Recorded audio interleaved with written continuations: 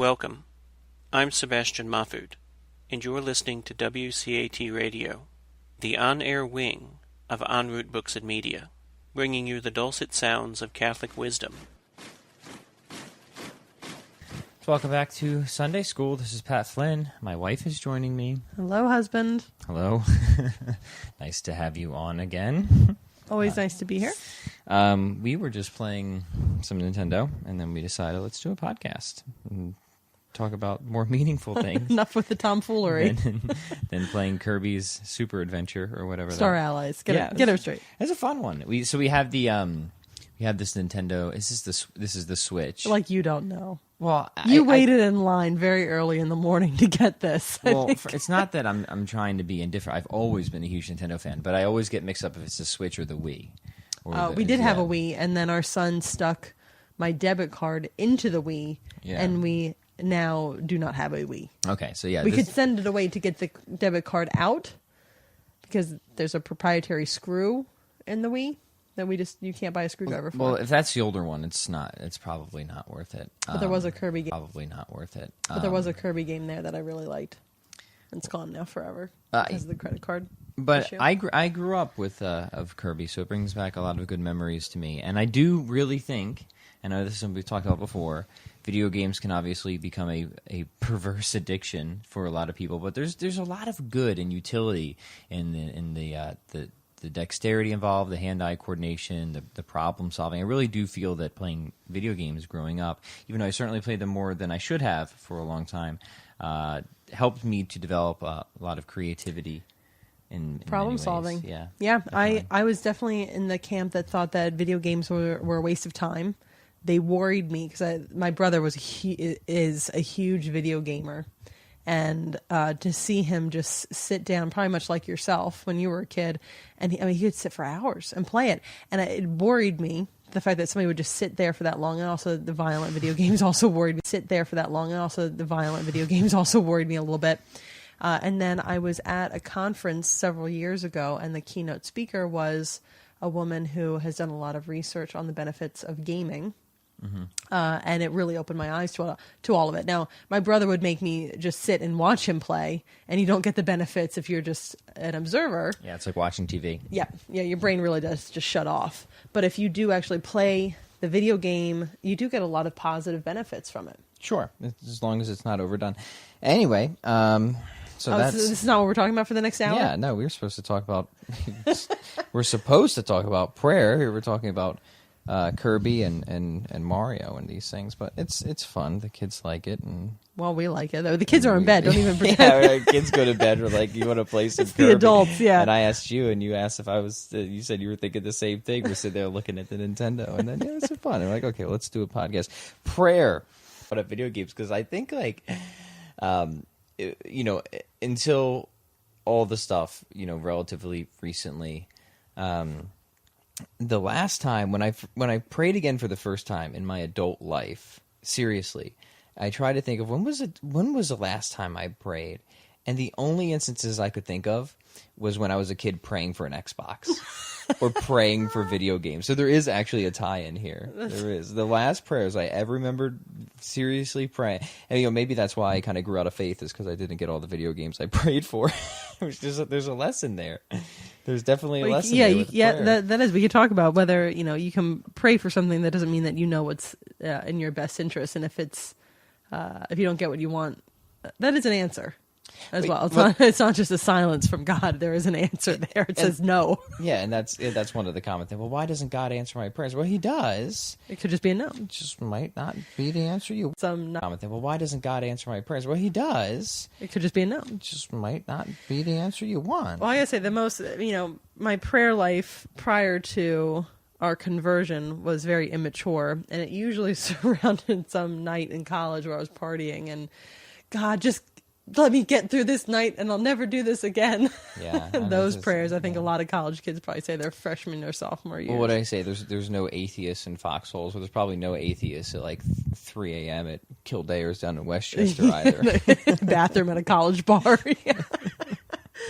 Now, though, I think our prayer life is probably a little bit more authentic and it's fruitful. much more fruitful, meaningful, all these wonderful things that we could possibly say about it. Yes, and it's something I've talked about before, where it filled in the gaps for me that meditation wasn't able to fill. It really rounded things out, and it's something that has become so deeply meaningful and powerful. And I have to admit it, you've been an inspiration here. Oh, well, every morning I'm up. You are. So I wanted to talk to you about that, because you have done such a good job of kind of carving out the time to have a very solid, dedicated, pretty much an hour, right? Every morning? Yeah, so it's funny. Hour? Now we're in September of 2018. I've been doing this for 3 months now straight, because it started when I left my full-time office job. And I realized at that point, well, there's no... my grandmother, one of my grandmothers had 10 kids. So the only way that she would have alone time is if she got up in the morning way early before anybody else and had alone time. So I heard that story, that little tidbit, all growing up. And so the idea now that we have our 3 kids, I'm at home 24/7 with them. Well, you do leave the house sometimes. Well, yeah, but I'm with them. Even if we leave the house, I'm with them 24/7, mostly. I try. I run away sometimes now. So, knowing that my grandmother had to get up very early to have her alone time, I kind of had that idea. If I want to have alone time, which is crucial for me since I'm more introverted and I get my strength and energy internally, I knew I had to wake up early. So my alarm is set. Now, I don't always get up at 4:45 in the morning. It could be, it's funny, this morning I woke up at 5:30 and I was like, oh my God, that's so late. But my alarm is set for 4:45 every morning. My coffee is already brewing. So I smell that sweet, sweet nectar as I come down the stairs. Little incense for the prayers. That's right. And I start by, I actually, the whole thing starts with a prayer, because after I have a sip of coffee, I said, thank you, God, for this coffee. This is wonderful. And then, I have the Bible in my hands, and I put my hands on the Bible, and I say, please, God, let me understand the truth of your hands on the Bible. And I say, please, God, let me understand the truth of your word. And I open the Bible and I read, whether the Old Testament, New Testament, depends on where I'm at. I'm back in the New Testament currently. And then I read a couple chapters in whatever book I'm in the Bible. Set aside, and then I go into some very structured prayer, and then just a little while of just silent prayer, meditation. Oh. So it comes out to about an hour. Yeah. And what inspired that? The prayer? Or just the carving out? Was it just your grandmother of her morning routine for her alone time, or was there something else that made you want to have that morning holy hour? Because you did kind of. I remember you saying you were going to do it, and you got right to it, and have been doing it ever since. It was the day, my first day, not in an office, and I should have been doing this the whole time. I just didn't realize the importance. I think I'm a morning person anyway. I've always have been. My mom, but I realized if I was going to get up, there's so many things that I could be doing with that first morning hour. I could be folding laundry. I could be doing some computer work, some things that, it would be more difficult if the kids were awake when I was trying to do it. But I realized that there's nothing more productive that I could be doing that first hour of my day than prayer. And I don't know if I realized that at first, but I just decided that I was not going to look at my phone, really. I wasn't going to jump on the computer. Now, I think one morning I painted our dining room walls instead of praying. And like I say, it felt very weird to be up at that hour doing something other than praying. Ah, yeah, good. And I really felt hollow the rest of the day. So it's really been a very important, it's become very crucial to my state of mind for the rest of the day. And it sets the whole tone, because with the kids, man, you never know. They could wake up in a bad mood. There could be screeching and whining immediately. Somebody could have peed the bed. Who knows? Whining immediately. Somebody could have peed the bed. Who knows? So it's I better. Could have. You could have. My God. So it's better if I spend an hour in peace, trying to in some way ask God or align myself more with God's will. And that kind of sets the tone for the rest of the day, because as a parent, I am the shepherd and servant of the families. And whatever my mood is and wherever I am at in my headspace, that is where the entire household is going to be going for the rest of the day. And if I start in a prayerful state, the rest of the day is more likely to go in a better direction than if I was just, I don't know, rushing to pay bills or on the computer. And I think that's something that applies to everybody, not just somebody who has a family to take care of. I mean, how you start your day will typically set the tone for the rest of the day, and that's common fitness and nutrition advice. So I mean, how you start your day will typically set the tone for the rest of the day, and that's common fitness and nutrition advice. So when we're not talking about fasting, we usually talk about having a healthy breakfast or trying to get wins out of the gate, because that sets the tone for the rest of the day. If you start the day off agitated or feeling like you've already messed up or something like that, it's very easy to throw your hands up and continue with that. Of course, that's a bad mindset too. If some things often do go wrong, and you should learn to course correct, but it's always helpful if you can start the day off right. So prayer is probably the best way to do that. So why pray? Right? Let's talk about this. Why should people pray? Well, the first answer, the most obvious, is because God wants you to. He wants you to have a relationship with Him, and there's no better way to come into communion with God than to actually have a conversation with Him. Jesus taught us to pray, and specifically, He taught us one very extremely powerful prayer, which is something that I continue to get so much more meaning out of every time I pray it and meditate on it. The Our Father, of course. Well, that is one of your favorites. It is. And it's, again, something, you hear it as a kid all the time, you don't really think about it, but there's not a single wasted word in that prayer. I was talking about with Tim Anderson on the other podcast the other day. We were jamming on the Our Father, if you can put it in those terms. So this is part of God's will. He wants us to pray. He wants us to have that conversation with Him. But beyond that, besides the fact that God wants, typically what God wants, go figure, is also what's really good for us, right? So, I mean, that's so much of like, that's why thy will be done is in the Our Father.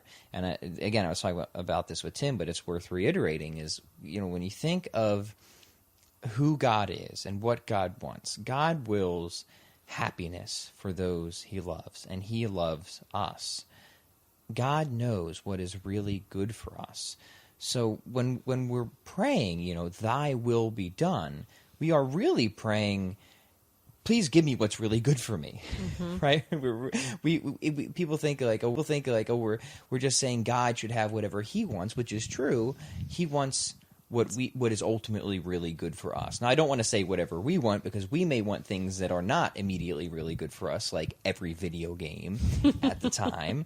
Like, sure, I may want that, but that might not be really good for me. Maybe you should get outside in the sun a little bit. Yeah, maybe I should take a little exercise, right? So now it makes sense. Okay, all right, God didn't give me exactly what I wanted, but He knows what's really good for me. He knows. So that's why, that thy will be done of the Our Father was such a powerful aha moment for me, because of course, that just makes so much sense. Of course, God knows what's really good for me a million trillion times better than I do. Like, if I want what's really good for me, I should really be wanting God's will to be done.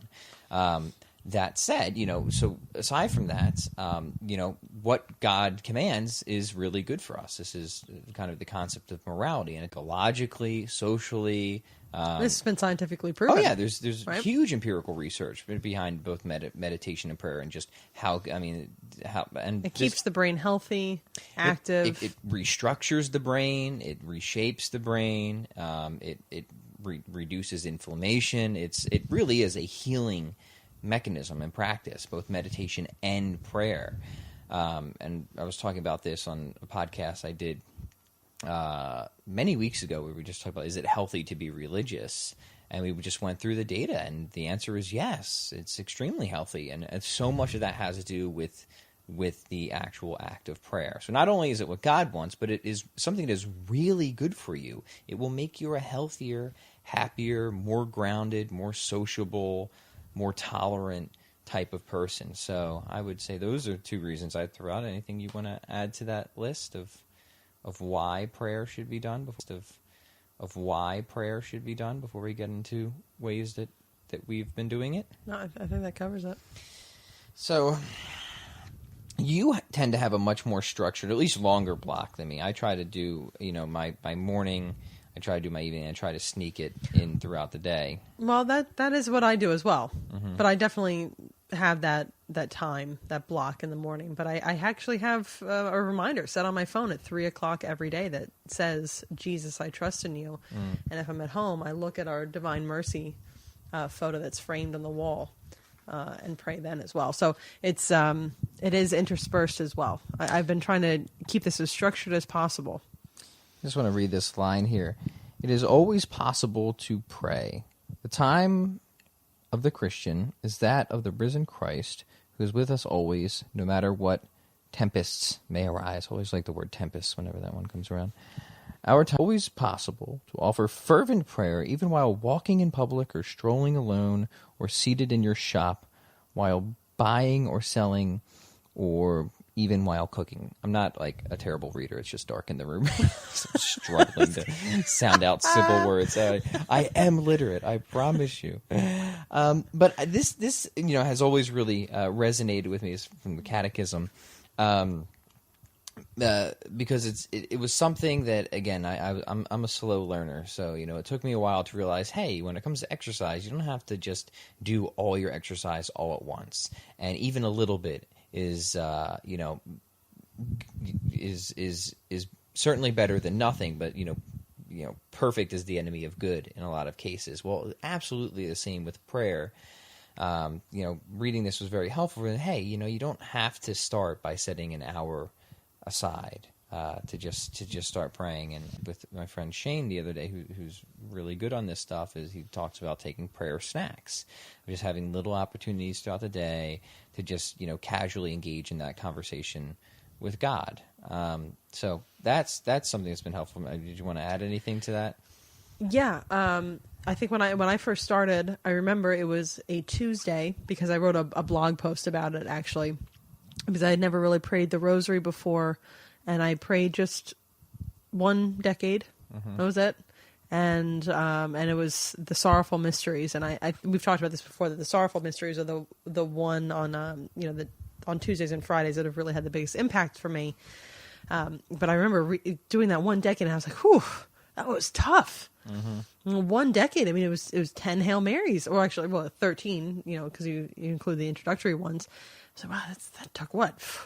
A long time. It was probably like 3 minutes, but it felt like because you include the introductory ones. So wow, that took what? A long time. It was probably like 3 minutes, but it felt like it's like the first time you exercise, right? Yeah, you're out of breath. Whatever it is, you're fatigued from it. But then I slowly built up, and then I tried 2 at once, and I had gradually worked up to where then spending 15 minutes to pray the Rosary is nothing. It's not nothing. It's really not. It's like a 50. Yeah, I mean, you think like 15 minutes is a workout. It's right. not. It's very short, and it's very doable. But a 15-minute workout for somebody who has been sedentary their entire life seems like forever. Yeah. And this is something that's true for meditation as well as prayer. Right? If you've never done either of these seriously before. Try to sit still for 15 minutes with your mind. Yeah, set reasonable expectations to start, and God will help you. He'll give you the grace to get it done. Absolutely, as long as you ask Him for it and you trust that He will. I've been in that situation many times myself. Also, differences in our prayer life and our prayer routine, and we do pray together too. We just did last night, yeah. And it'd be nice to do that again tonight. So I've been, I like the Jesus rope. Which has an Eastern Orthodox origin. Yes, it is. It's more commonly in Eastern Orthodox and even the Eastern rites of the Catholic Church. It's not as common here. I really like this, and I would recommend this for people because it's so simple, and it's so meditative, and it's so peaceful for me, and it's something that you can use.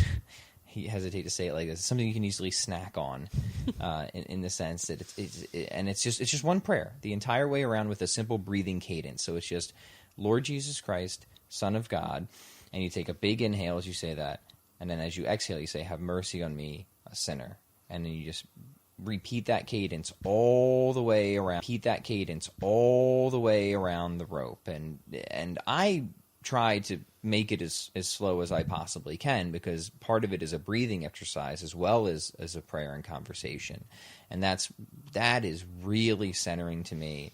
And it's one of these things that the more I do it, the more it kind of just happens and kicks in automatically, where I will just be saying this prayer throughout the day, and every time that I do, it produces a very relaxing effect throughout my entire body anyways. And it's a very beautiful rope too. I think the one I have is you got it for me, didn't you? Was it off of Etsy or Amazon or yeah. It's easy to get.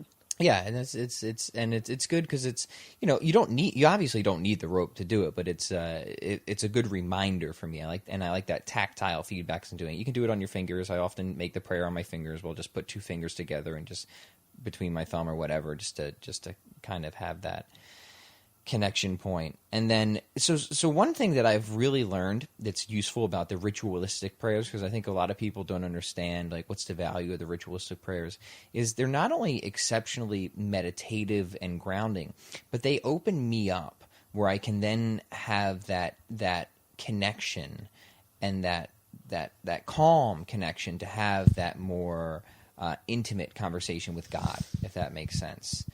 So I have found it, because you're busy, you're anxious, you've been thinking about a million things, and you just start trying to pray, and it's just, your mind's in a million different directions. But having those ritualistic, repetitive prayers, the Jesus rope, the Our Father, Rosary like you do, is so grounding that it then puts me in the right state to then really open up for that conversation and prayer. Absolutely. I actually think about that regularly. Mm-hmm. So in the morning already my brain's going.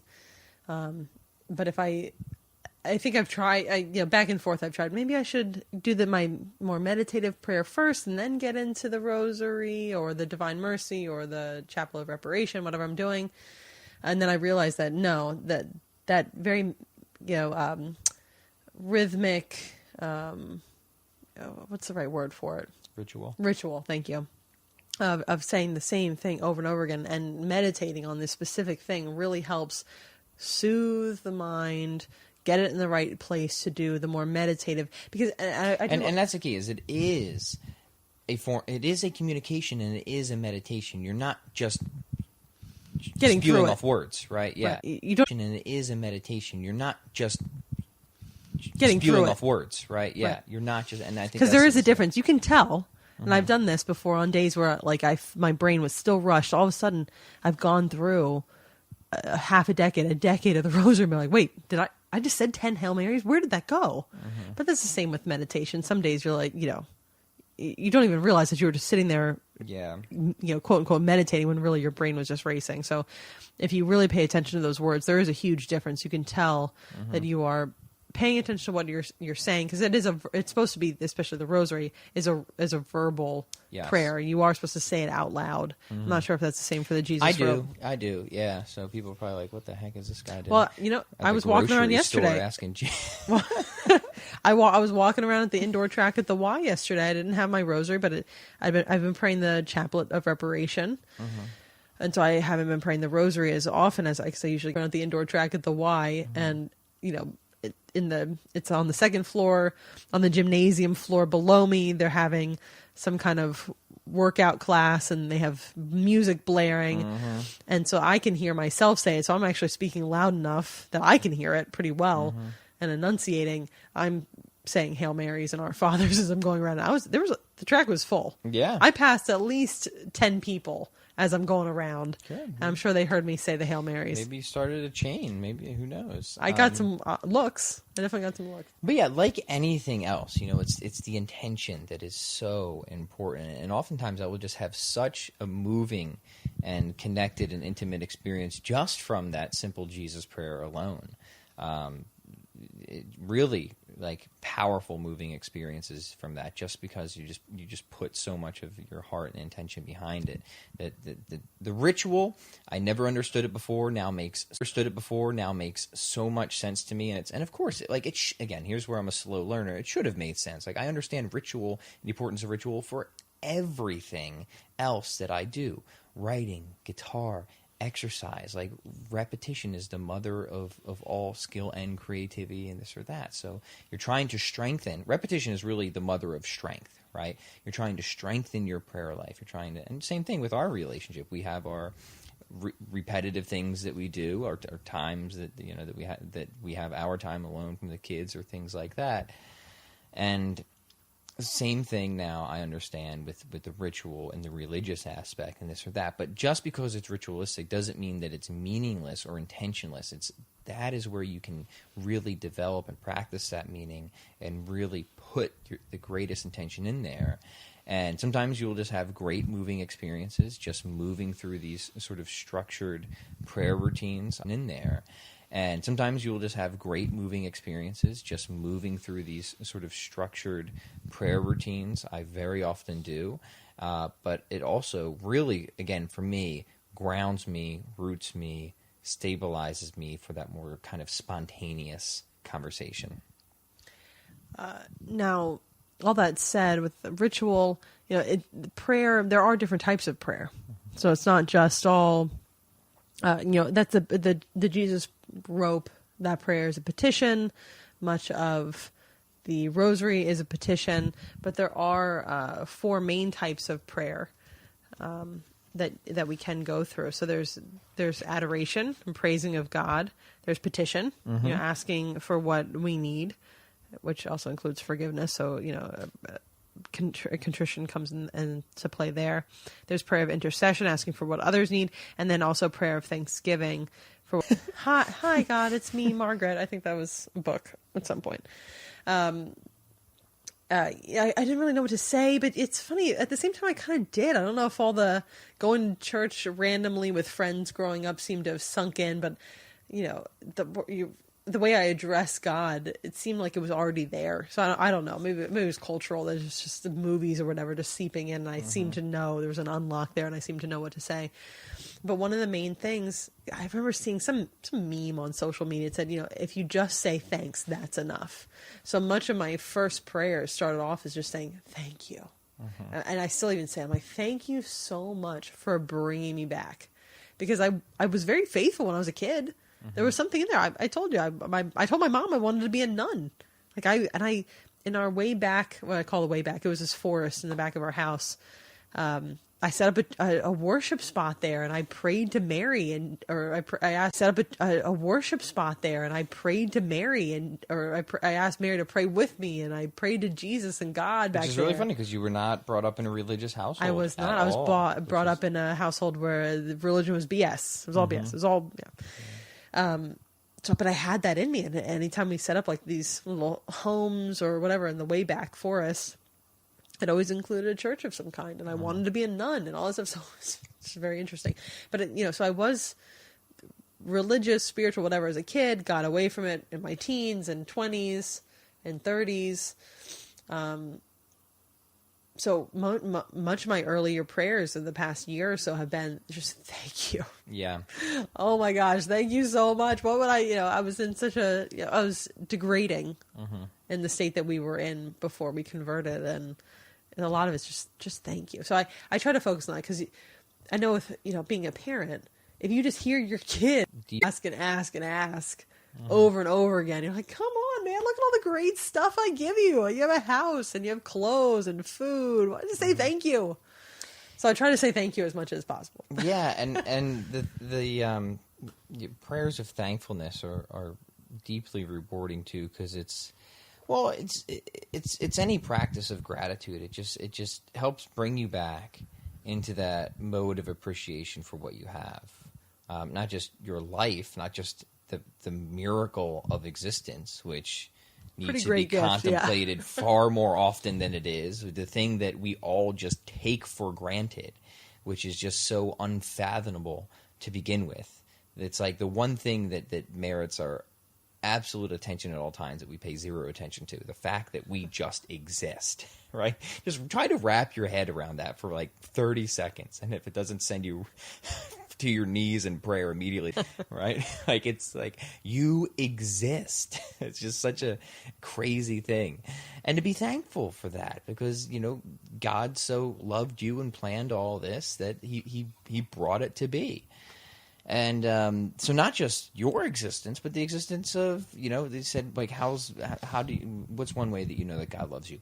He gave you companions, is one of my favorite lines, Like our dog, Saint kids, we have Lola over here. Saint Bernard. There is so much to be thankful for. Friends, community, and just saying that brings you back into that mode of appreciation. And when you come back into that mode of appreciation, you're happier.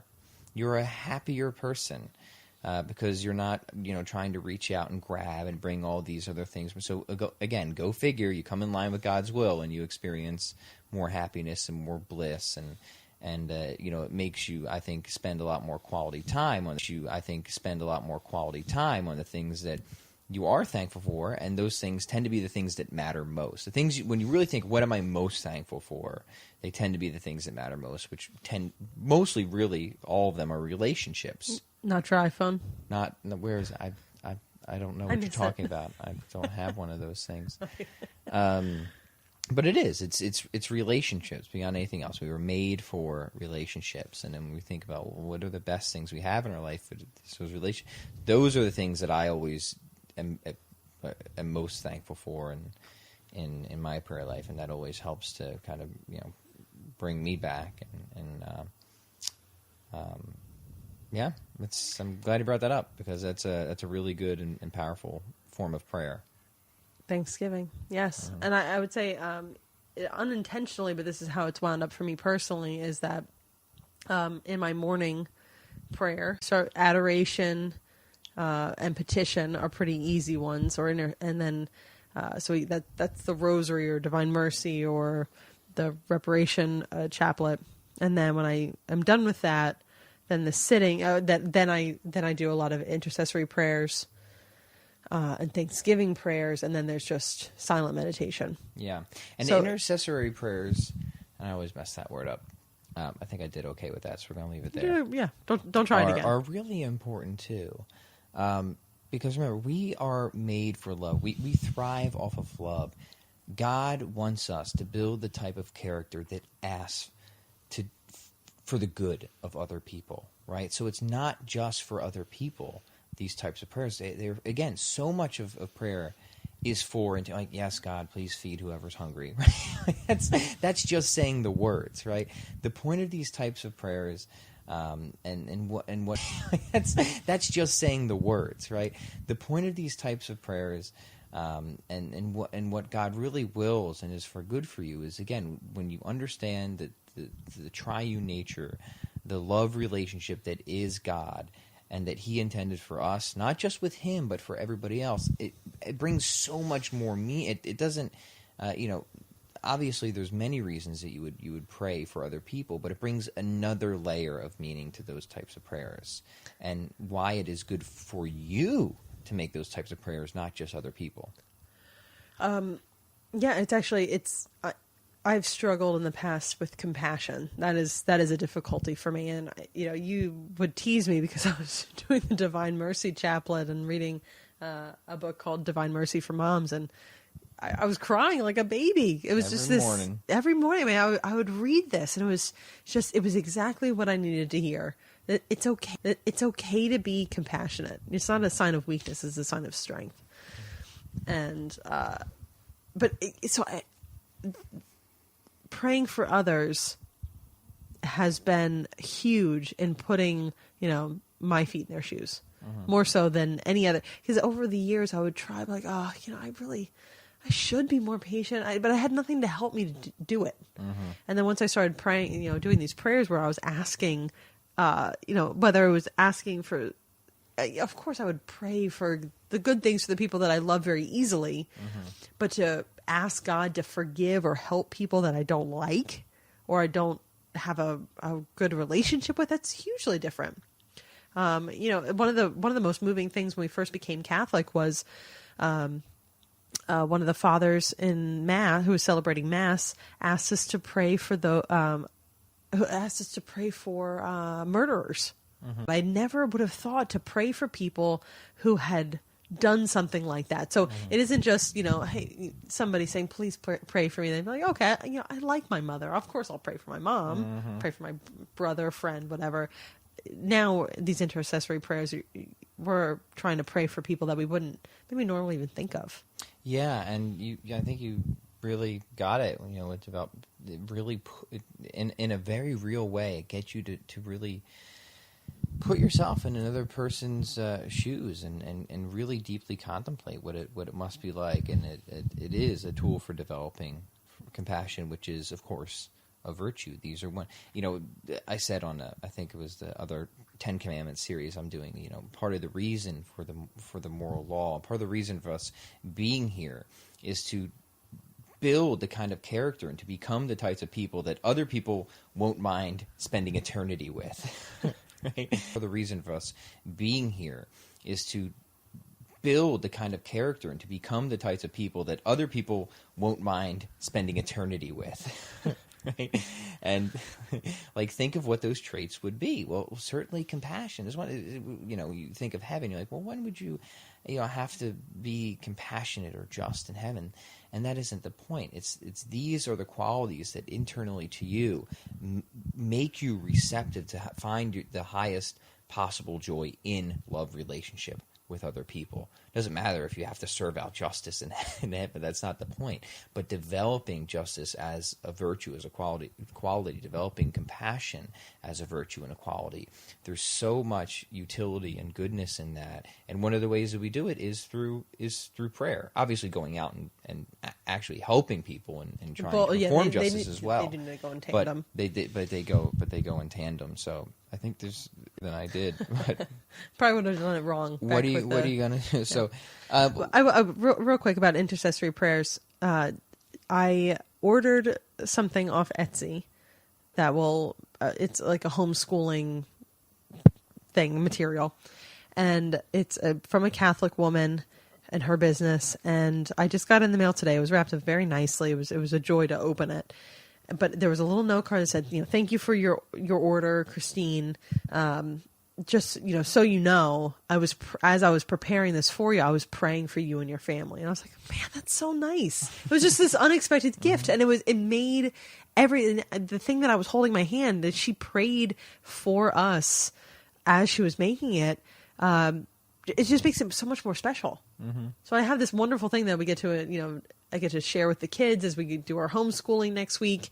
And it was just so nice. It was just a nice thought that I wouldn't have. It gave more. It felt more sacred. Mm-hmm. Even this small thing.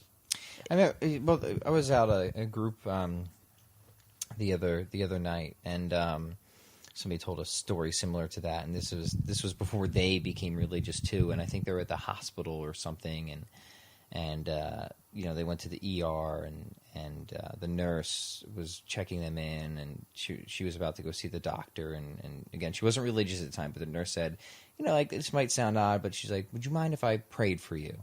And she wasn't religious again at the time. She said that moved her so deeply, just to think that, who knows what she thought about prayer, but just the fact that the woman was willing to do something like that, was, and then who knows, maybe that planted a seed, because that person did end up becoming very religious because of that. So it's just kind of tied into your little story there. For the first time in my life, I asked somebody recently if I could pray for them.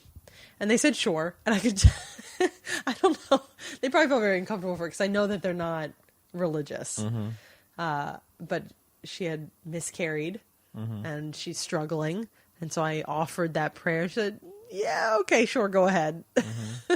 So that's nice to hear that might, in turn, at some point, help her, I guess, in this life. Besides what my prayers can do in whatever way that God's going to make them work, maybe that'll help her. Yeah, and look, I get it. Like, all the times people said that they would pray for me. You felt icky, right? Well, I didn't. I don't know. I would say I mostly felt indifferent. Like, oh, okay, yeah, you go ahead and. I always felt like, that. Hey, get out of my business. And now look where I am. Joke's on me. Can I pray for you? Good joke. Good joke. Yeah, it's true. I mean, all the time. So I would like to officially apologize. Yes, you're very to all of sorry. you who were utterly sincere and really caring for me, and I did not appreciate it at the time. And again, like, this goes for anybody, and I don't think anybody listening to this would be so off put by that, because you probably would be listening to this type of Sunday school episode if you were. But, you know, whatever somebody thinks of prayer, Sunday school episode if you were. But, you know, whatever somebody thinks of prayer, it's kind of a, like, how, like, do you have to be? And I think back on how I was to, like, get upset about somebody else just wanting to do something that at least they believe would be very good for you.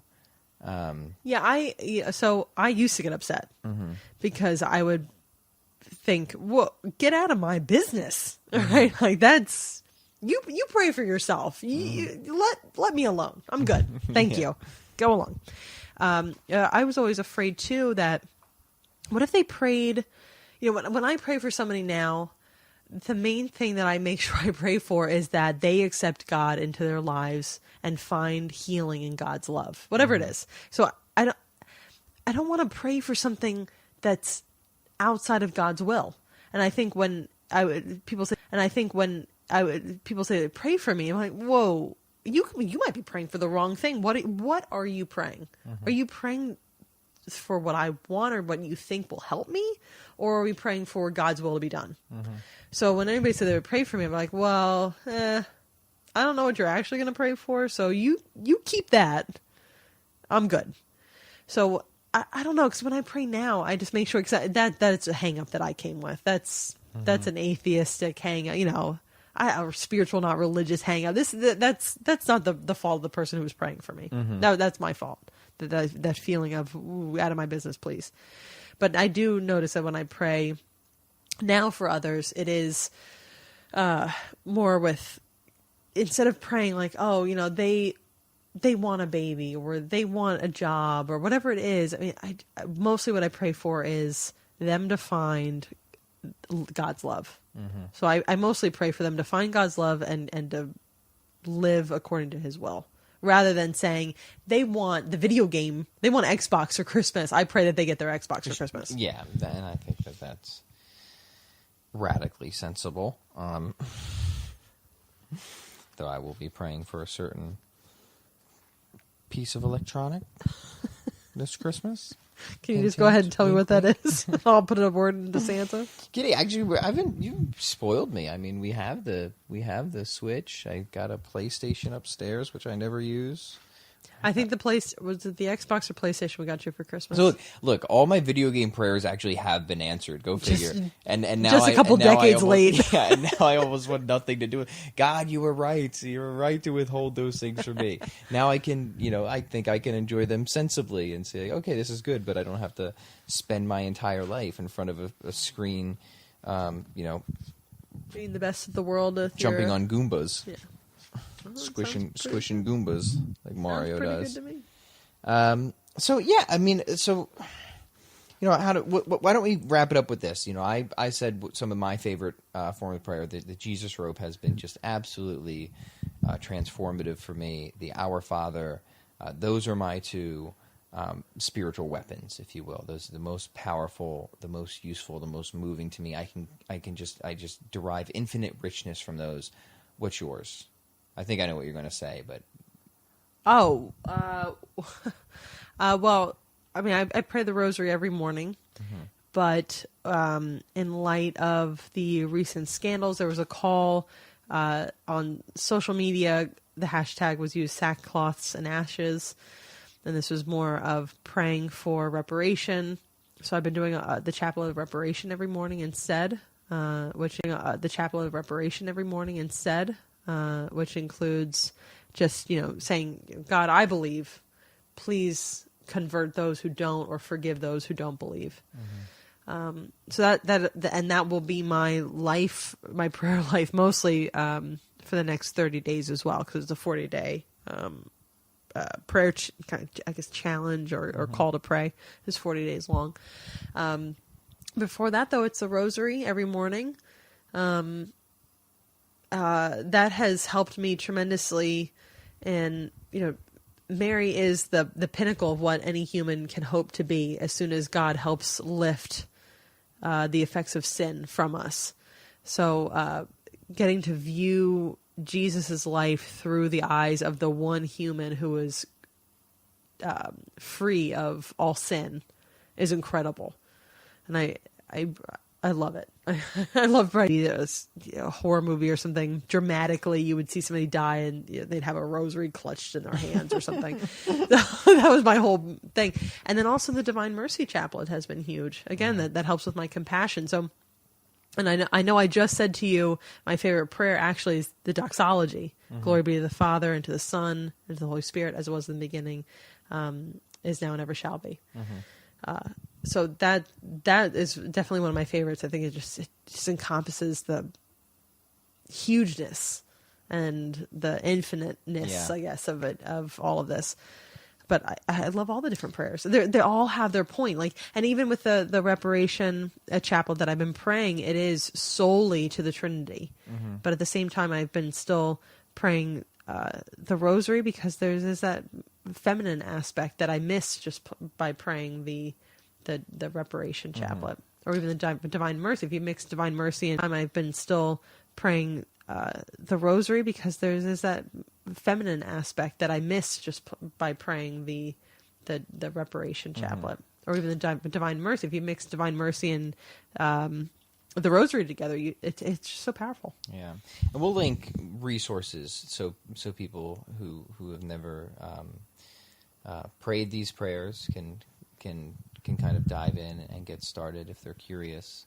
And also a few tips, I think, to leave off of, especially if you're somebody who wants to kind of deepen in your prayer life and become more consistent with it. One thing that was really, really helpful for me for getting into the routine was just forcing myself to go to church every single day and go early and just sit before and after Mass and just do it there. So again, there's a lot of tie-ins here, just like with exercise, right? Sometimes you just need to change your environment. As a practical tip, just for me, changing my environment just helped me to build that habit that now I can do it anywhere. Now it's not a problem, but just physically moving myself to a different location, a holy location in particular, was really helpful there. And as I mentioned earlier, I have an alarm set on my phone for every single day in my calendar that says, Jesus, I trust in you. And if I'm home, I go. This actually started because we were watching Mother Angelica live, and she said, I wonder how many people actually have a picture of Jesus in their home. We don't have a picture of Jesus in our home. So I ordered one, the Divine Mercy image, and it is framed in our hallway. And if I'm home at 3:00, because that alarm goes off at 3:00, I go and I look at that picture and I say, Jesus, I trust in you. And so there is that prayer there.